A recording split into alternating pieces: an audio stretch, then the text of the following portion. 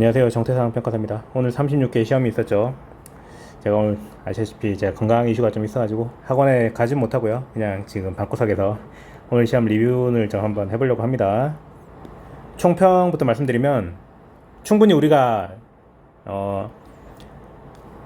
익숙한 문제들이었어요. 익숙한 문제들인데 그러니까 뭔가 뭐랄까 쟁점들 자체는 특별한 건 없는데 질문을 답하기가 좀 불편했다 그래야 되나? 그러니까 이제 잘 만들어진 걸 떠먹는 느낌이 아니고 약간의 한 단계가 더 거쳐져야 되는 그런 문제들이었습니다. 과거에 우리 작년부터 좀 그랬죠. 34회까지는 우리 기출이 쟁점들이 그냥 정말 그냥 땅 위에 놓여져 있는 거 집어먹기만 되는 형태의 문제들이었다면 작년과 올해는 조금 쟁점이 약간 숨겨져 있고 우리가 우리 사고 추리를 통해서 쟁점을 찾아내야 되는 그런, 그러니까 우리의 추리를 통해서 쟁점을 찾아내고 그 다음에 답안 작성을 해야 되는 그런 회차였던 것 같습니다. 이게 사실은 그냥 그동안 과거에 우리 시험이 좀 특이했던 거지. 원래 이게 정상인 거예요.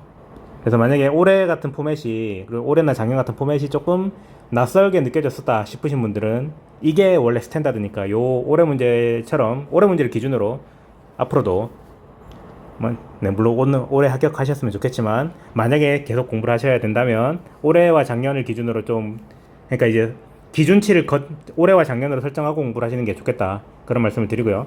볼게요. 문제 1번부터 보겠습니다. 문제 1번 늘 그렇듯이 40점이었고 설문 3개로 나왔습니다. 하나하나 볼게요. 물음 1번부터 보면 사업인용 전, 후, 보상 협의를 비교 설명하라고 했어요. 그러면 당연히 근데 배점이 10점이니까 우리는 답해야 될 게 3가지예요. 전, 후의 협의에 관해서 설명하고 후 협의 취득의 성격을 설명해야 되는 문제입니다. 물음을 잘 보셔야 돼요. 우리는 물음에 대해서 따박따박 답해야 되잖아요. 일단 다음의 법적 성격을 설명하시오라고 하고 첫 번째로 협의의 성격을 설명하라고 그러고 그 다음에는 협의 취득의 성격을 설명하라고 했어요. 그럼 우리는 당연히 전후 협의는 당연히 우리가 잘 아는 거니까 공법상 계약, 사법상 계약 그 쟁점을 쓰시면 되는 거고 그건 뭐 할 말이 더 없습니다. 근데 이 두 번째 물음이 쟁점이 되는 이제 관건이죠. 협의는 후 협의 취득의 법적 성격을 설명하라 그러면 저는 이제 당연히 제 수업을 따라오신 분들이라면 그렇게 어렵지 않은, 제가 수업 때 몇 번 이야기했었던 내용이죠. 협의 취득은 기본적으로 승계 취득이다. 기존의 권리 의무를 전부 승계받는 승계 취득이다 를 써주는 게 기본이에요. 일단 따박따박 답해야 되니까 사업인정의 후 협의 취득의 법적 성격을 설명하라 그러면 거기에 대한 답은 그거 승계 취득입니다 라고 답하는 게 베스트입니다. 근데 거기서 끝나면 초짜인 거죠. 승계 취득인데 그것만 물었겠어요? 승계 취득이지만 특정한 경우에는 원시 취득이 되는 경우가 있다. 네. 어떤 경우에는 원시 취득이 되더라 라는 것까지 가져야 되는 거예요. 그것까지 가야 빠짐없이 이야기를 해준 게 되고 교수님의 머릿속에서 문제 1번에 물음 1번을 보자마자 이 친구는 기본이 된 친구가 되는 거예요. 우리 법에 있잖아요. 우리 법 29조에 사업인의 후 협의 취득의 경우에 협의 성립 확인을 받으면 재결이 쓴 것으로 29조 맞나? 그렇죠. 맞죠. 협의 성립의 확인. 네. 사업인의 후 협의 취득에만 해당되는 29조잖아요.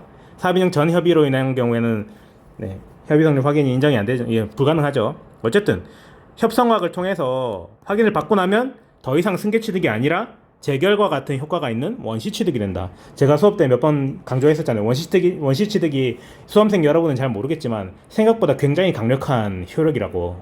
기존에 어떤 권리 의무 관계 변동이 있었든지 뭐 그런 거 전혀 따지지 않고 완전 새로운 물건으로 시작된다라는 그런 이야기를 몇 번 했었잖아요.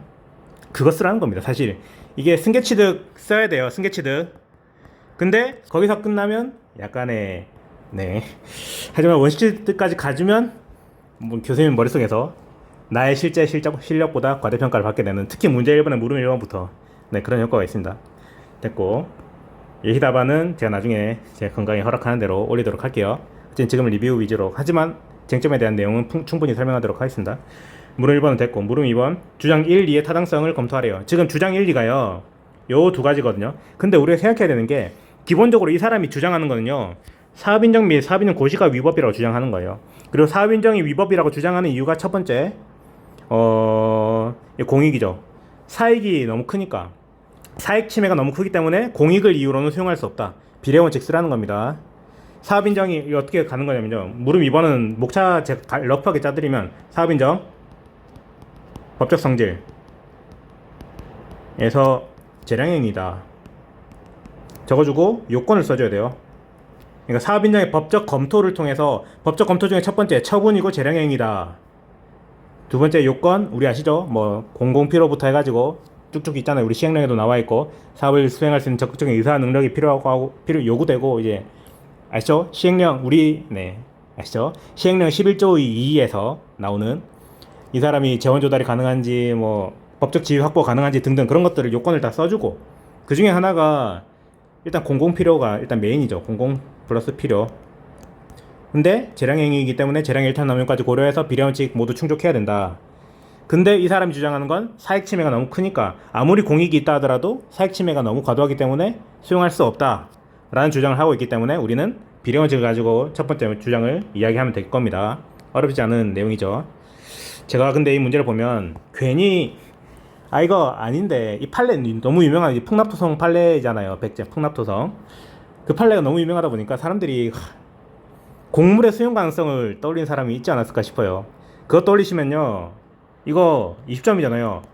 제가 이제 그래도 법학 교수님 저 교수님 밑에서 2년 동안 있었고 교수님 따라서 막 그 밖에 뭐 많이 했잖아요. 빵점입니다. 빵점. 저희 교수님 같은 호랑이 교수님 만나면 빵점이에요. 이거 주장 2번을 쓴 거 교수님 읽지도 않아요. 주장 1번에 대해서 곡물의 수용 가능성 썼다? 죄송한데 그러니까 교수님마다 다릅니다. 근데 저희 교수님 같은 깐깐한 사람 만나면 빵점 받아요. 물음 2번 보지도 않아요. 저희 교수님 같은 스타일은. 근데 뭐 현실적으로 그렇게까지 야박하게 하지는 않을 것 같고 1, 2 둘 다 따지긴 할 거예요. 하지만 곡물의 수용 가능성은 안 쓰니만 못한 내용이 되는 그런 겁니다. 됐고 두 번째 주장은 을은 이거 여기 어딨냐 구청장 검이 아니라 을이죠. 제가 복붙해가지고 편집하다 보니까 구청장이 을이죠. 구청장은 행정청이지 수용 권한이 있는 건 아니다라는 말에 대한 답은 첫 번째로 말하면 사업 시행자는 수용권을 갖는다 입니다. 을은 사업 시행자가 아니라 을이죠. 을은 사업 시행자잖아요. 사업인정 받았잖아요.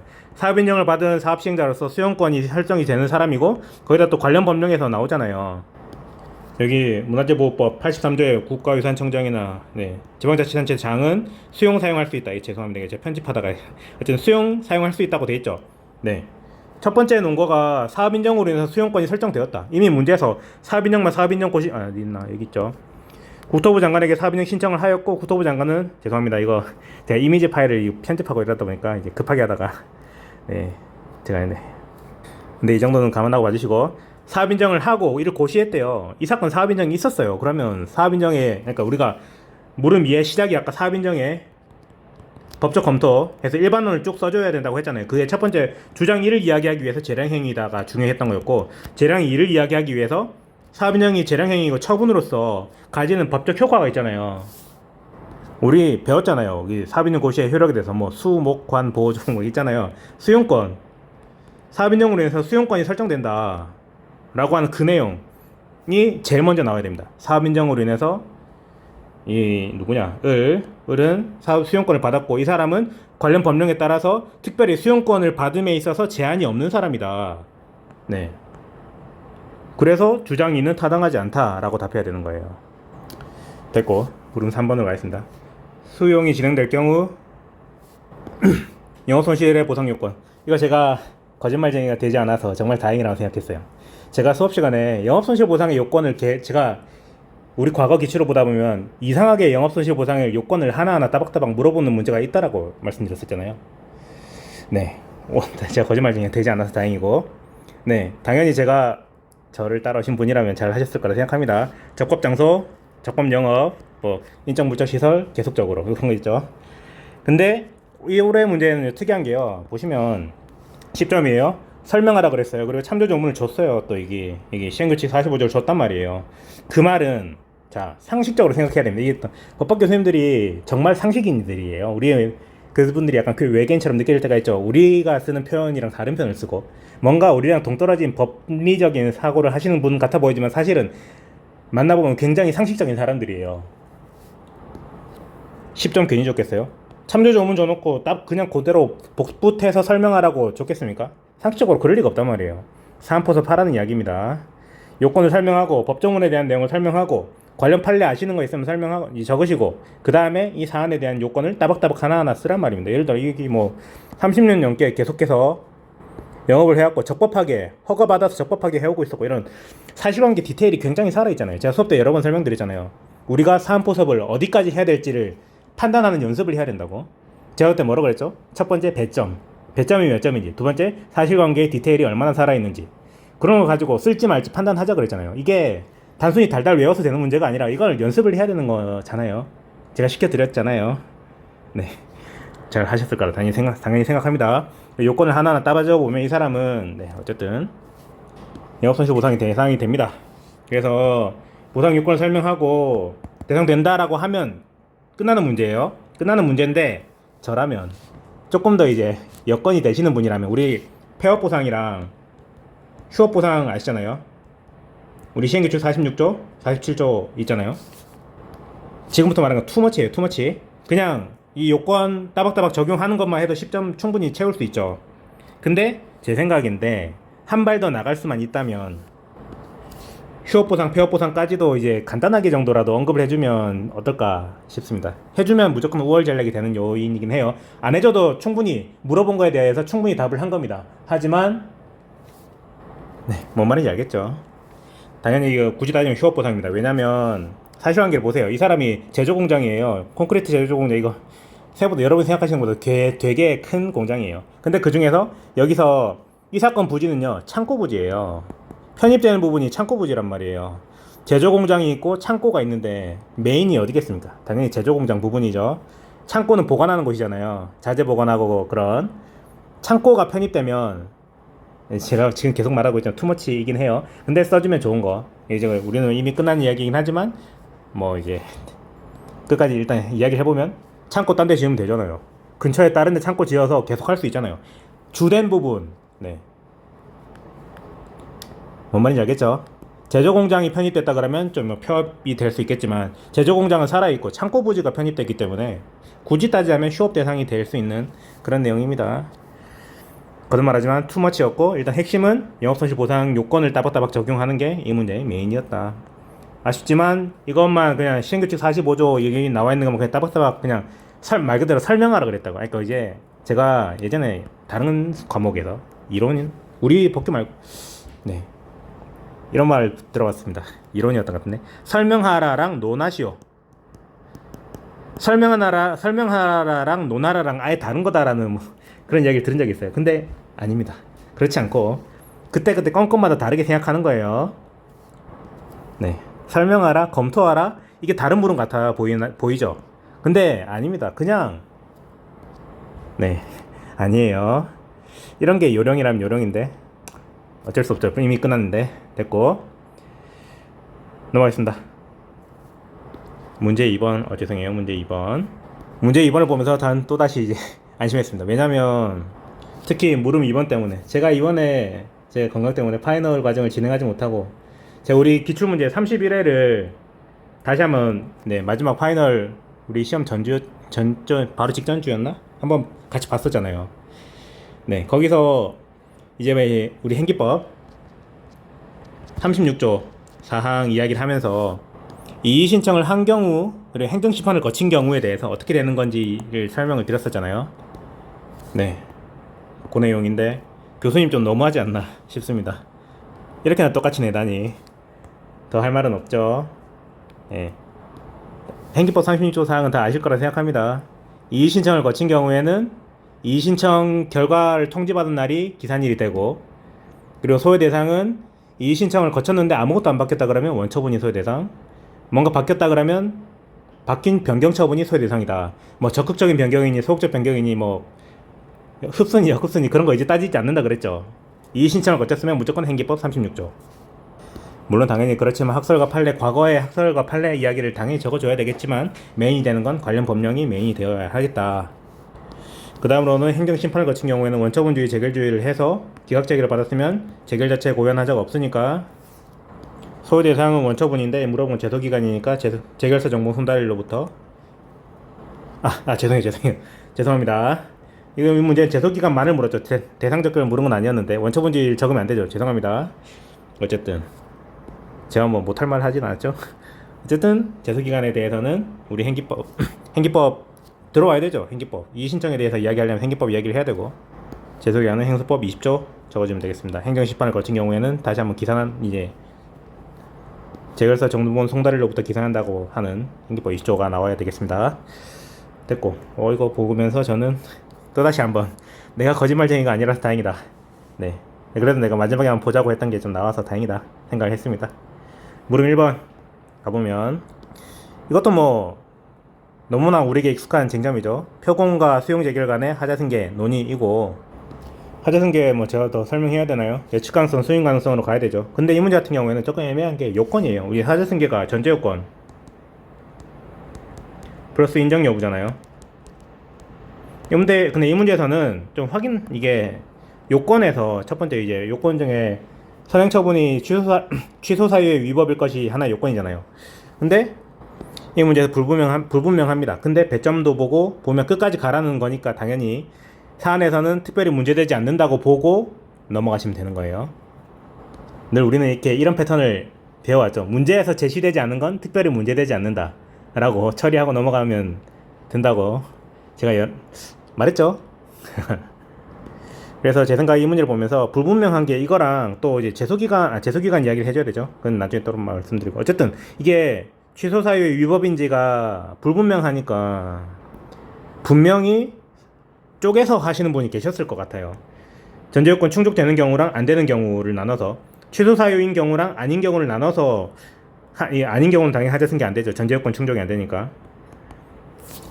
애초에 위법하지 않은데 하자승계가 이 주장이 인용될 수가 없으니까. 근데 네, 어쨌든 그렇게 두 개를 쪼개서 쓴 사람이 분명히 있을 것 같습니다.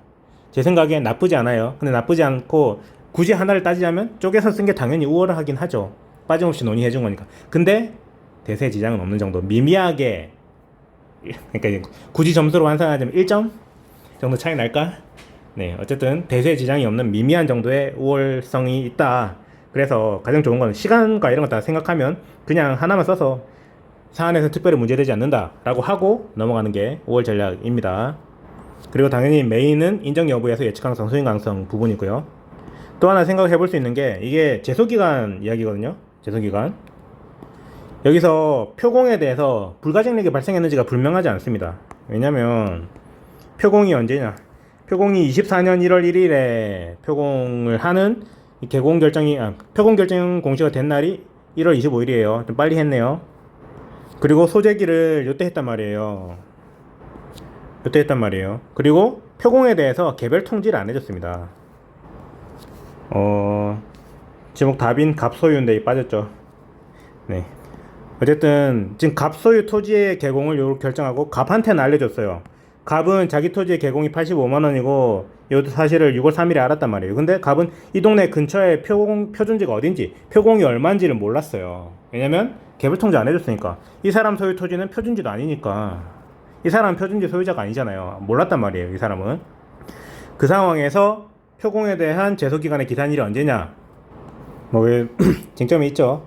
마찬가지로 걔네들이 있지만 요 날을 쓴 날을 기준으로 1년이 적용돼야 된다. 안날 90일. 근데 안날을, 표공은 보통 안날이 모르니까 또 이 문제에서도 안날이, 갑이 표공이 얼마인지를 알았던 날이 제시가 안 돼 있으니까 안날 적용할 수는 없고, 물론 이제 고시의 형태로 된 경우에는 있죠. 근데 됐고, 그런 이야기를 지금 하고 싶지 않고, 아무튼 이 문제에서는 제소기간이 불가증력이 발생했다는 걸 이야기하지 않으면, 전제요건 충족했다고 하지 않으면 인정 여부가 논의가 안 되기 때문에 이거 역시 특별히 문제되지 않는다고 처리하고 넘어가는 게 좋을 것 같습니다. 그러니까 이제 저한테 배우신 분이라면 이거 불가증력 발생하는 거 아닌가 라는 생각이 분명 들었을 거예요. 들었겠지만 이미 저한테 그런 훈련을 많이 받으셨죠. 그런 생각이 들었을 수 있지만 배점을 생각하고 다른 이야기를 생각해보면 이거는 그냥 문제되지 않는다고 치고 넘어가야겠구나, 그런 생각을 하셨을 거라 생각합니다. 하셨기를 바라고 넘어갈게요. 특별한 거 없죠. 지금 와서 표공과 수용 재결의 예측 가능성, 수용 가능성에 대한 이야기를 지금 할 필요는 없죠. 네, 됐습니다. 모르면 내년에 다시 봐야지 넘어가겠습니다. 기출해서 죄송합니다. 제가 우리 학원에서 파일 준 걸 제가 시간이 없어가지고 그냥 하다 보니까 이렇게 네, 꼼꼼하게 보지 못한 점 사과드리고. 아니지 뭐 제가 이 정도 해드리는 것도 뭐 저한테 감사해야 되는 거 아닌가? 농담이고 계속 갈게요. 문제 3번. 문제 3번은 여러 번 출제가 됐던 쟁점이죠. 변경 처분 있는 경우에 소외 대상이 무엇인지. 이 문제 같은 경우에는 행정심판을 청구해서 재결을 변경하라는 재결을 받았고 그 덕기에 따라서 후속 변경 처분을 했기 때문에 이 경우에 소외 대상이 무엇인지 원처분주의 재결주의를 통해서 재결 자체에 고유한 하자가 있는지 논의를 하고 결과적으로 유리하게 수정된 원처분이기 때문에 유리하게 수정된 원처분이 소외 대상이 된다 라고 가면 되겠습니다. 네, 제가 수업 때 저를 따라오신 분이라면 그냥 이제 여기서 넘어갈 수 있겠지만 또 이 중에 또 괜히 또 제 수업 만들었는데 그냥 와서 이제 그런 분 계실 거 아니에요. 설명드리면 네, 원처분주의 재결주의에서 일단 재결이 소외 대상이 되려면 그리고 재결과 후속 무엇인가가 소외 대상이 되려면 일단 재결 자체에 고유한 하자가 있는지가 먼저 논의가 돼야 됩니다. 재결 자체에 고유한 하자가 없는데 변경 재결이나 그래. 네, 저는 이제 이래서 논의가 실익이 없기 때문에 수업 때 설명 안 드렸지만 괜히 댓글 거는 사람이 있을까봐 굳이 설명을 드리는 거예요. 이게 변경 재결이 죄송해요. 변경 재결이 아니라 변경 명령 재결이죠. 변경 명령 재결이 뭐 굳이 따지면 이행 재결의 성격을 가지죠. 어쨌든 요게 있는 경우에 재결이 있고 후속 처분이 있는데 둘 중에 뭐가 소외 대상이 되는가 그 쟁점이 있잖아요. 그 쟁점이 논의되기 이전에 나오는 이야기가 재결 자체에 고유한 하자가 있는지 없는지가 먼저 논의가 되어야 합니다. 재결 자체에 고유한 하자를 주장하는 게 아니라면 당연히 원처분이 소외 대상이 된다. 재결 자체에 고유한 하자가 있다고 주장하는 경우에는 그때야 이제 이런 논의가 이야기가 될 수 있는 거예요. 아무튼 됐고 그래서 원처분이 변경된 원처분이 유리하게 변경된 원처분이 소외 대상이 된다. 가 물음 1번입니다. 물음 2번. 우리 2번은 과징금을 부과할 수 있는지 이 소송 제기 이전에 국토부 장관이 원래 업무정지 처분이었는데 이거를 가름해서 변경이죠. 직권 변경이죠. 직권 변경 할 수 있는지 할 수 있죠. 왜 할 수 있죠? 재량행위니까. 지금 만약에 우리 감면평가사에 관한 39조 징계였으면 직권으로 이렇게 막 못 바꿉니다. 39조 징계였으면 40조에 관리징계위원회 의결을 통해서 징계 내용이 결정되기 때문에 함부로 못 바꿔요. 근데 29조에 따른 감정평가 법인에 대한 제재 같은 경우에는 장관이 마음대로 바꿀 수 있어요. 재량행위이기 때문에. 그래서 이제 이 논의를 해주려면요, 업무정지 처분이랑 과징금의 법적 성질 이야기를 먼저 해줘야 됩니다. 재량이다. 그리고 이 과징금으로 바꾸는 거는 직권에 의한 변경이다 라는 이야기를 적어주고 어떤 처분을 할지는 장관의 재량으로 부여된 거기 때문에 직권 변경이 허용된다 가 물음 1번에 대한 답이 됩니다. 법적 성질에서부터 출발하는 거예요. 그냥 단순히 그러니까 이게 단순히 그냥 과징금을 할 수 있는지를 그러니까 업무정지 처분을 할 대상인데 우리 별표에 따른 시행령 별표 3에 따른 업무정지 처분 대상이긴 한데 장관이 생각해보니까 이거 업무정지 대신에 과징금 하는 게 낫겠는데 이제 공시 업무 등을 하는 등 해가지고 장관이 그러니까 변경 처분 이게 업무정지 처분 하기 전에 과징금을 했었다면 그러니까 이 설문에서 이미 이 설문에서 다시 여기 이 행정심판을 이 쟁송 전이라고 하는 거는 행정심판을 청구하기 이전이에요. 이 3개월짜리 업무정지 처분을 한 상황에서 심판 제기 전에 장관이 내가 생각해보니까 3개월짜리보다는 차라리 과징금으로 돈으로 하고 하는 게 깔끔할 것 같은데? 라는 생각이 들었다면 그런 상황에서 과징금으로 처분을 직권 변경할 수 있는가를 물어보는 거예요. 그냥 단순히 업무정지 대신에 과징금을 할 수 있느냐를 물은 게 아니라 직권 변경을 할 수 있냐고 물은 거라고요. 그럼 우리는 재량이기 때문에 할 수 있다. 네, 다시 한번 법적 성질에서부터 할 수 있다로 이어지는 것이다. 됐고요. 두 번째 나오는 거는 이거 약간 브리타랑 브리타죠. 이게 처음 그냥 저도 딱 보고 뭘 답해야 되나 순간 생각했다가 당연히 국토부 장관이 할 수 있는 거는 상식적으로 과징금 내라 그랬는데 안 냈으면 벌금징역, 형사고발, 고소고발을 할 수 있지 않겠어요? 제가 말씀드렸잖아요. 잘 모르겠으면 뭐 할 수 있는 조치에 대해 설명하라 그랬는데 잘 모르겠으면 무조건 우리 법에는 뭐 평가사법이든 공익사법이든 부공법이든 무조건 벌칙 규정이 있다. 내가 생각할 때 뭔가 잘못된 것 같으면 입법자들이 다 넣어놨어요. 다 넣어놓고 벌금, 징역이라고 하는 행정벌 할 수 있다가 그런 얘기를 이게 행정벌이 규정돼 있다고 제가 말씀드렸잖아요. 그리고 이제 행정벌이니까 안 되면 이제 형벌의 성격을 가지고 있고 형사소송으로 간다. 형사소송. 그러니까 물론 이 문제 같은 경우에는 과징금을 안 내고 미납하고 있는 경우에는 가산금을 징고할 수 있고 뭐 그런 게 있습니다. 근데 그런 거는 뭐 법조문에 있겠지만 됐고 이런 거 생각 안 날 수도 있잖아요. 하지만 적어도 제가 여러 번 설명드렸죠. 우리 법에는 이런 게 없을 수가 없다. 그러니까 이런 구체적으로 뭐 하면 벌금 얼마, 징역 얼마 그런 액수까지 외울 필요가 없고 법조문 넘버링까지 외울 필요는 없지만 아마도 네, 이런 조치에는 거의 행정벌은 항상 따라올 것이다. 네, 그런 말을 했었잖아요.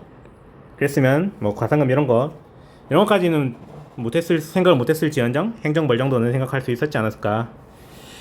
네, 하지만 불이타였다. 됐고 과징금을 부과할 수 있는지 요거는 이 정도는 충분히 할 수 있겠죠. 근데 이거 할 수 있을까? 직권 변경에 대한 이야기를 우리 선생이 할 수 있을까? 죄송합니다. 물음 위반 전체는 불이타로 칩시다.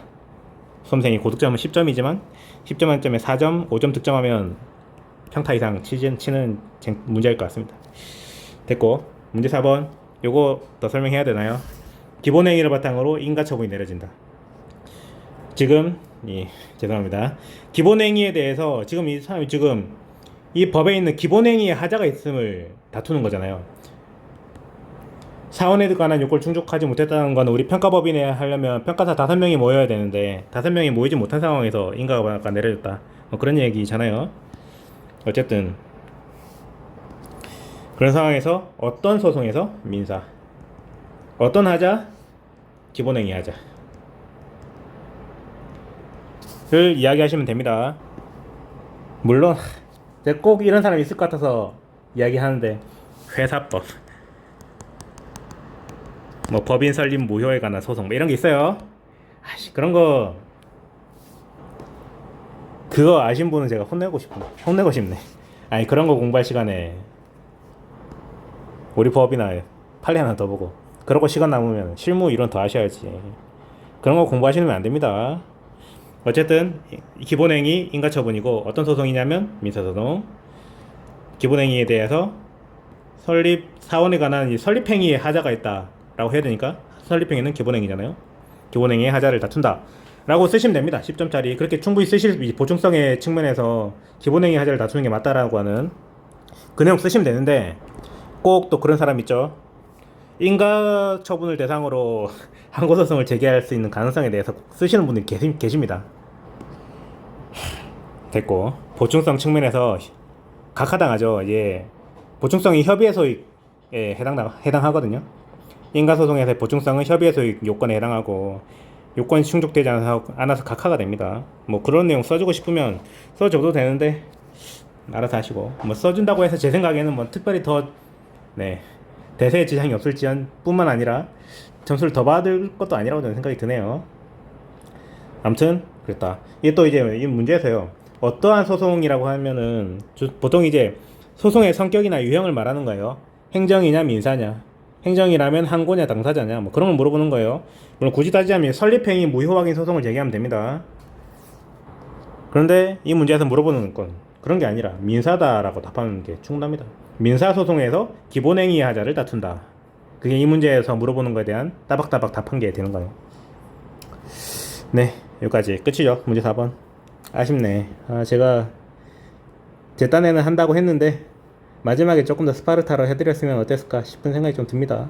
문제가 조금 어렵게 다시 말하자면 쟁점 자체가 어렵진 않았지만 답하기에 약간 곤란을 느낄 법한 회차였던 것 같아요. 우리 법규로 합격 제 수업을 들으셨던 분들은 뽀록으로라도 합격하시기 바라고, 아닌 분들도 공부하셨던 것보다 조금 더 좋은 성적 받으시기 바랍니다. 여기까지 할게요. 파이팅 하시고 주무세요. 주무시고 좀 쉬고 공부 다시 시작하시든지 알바를 하시든지 알아서 하시면 되겠습니다. 수고하셨습니다.